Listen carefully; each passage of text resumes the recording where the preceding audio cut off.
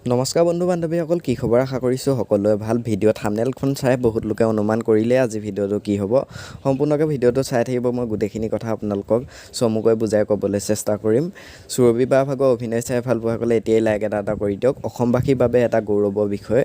অসম কন্যাক সুৰভিক আপোনালোকে দেখিবলৈ পাব বলিউডৰ ৰূপালী পৰ্দাত, আৰু এইটো এটা ভাল খবৰ আৰু অসমবাসীৰ বাবে গৌৰৱৰ বিষয়। আপোনালোকে বহুত লোকে গম পাইছে, আৰু অভিনেত্ৰীগৰাকীয়ে নিজৰ ছ'চিয়েল মিডিয়া হেণ্ডেলসমূহত তেওঁ আপলোড কৰিছে কিছুমান ফটো।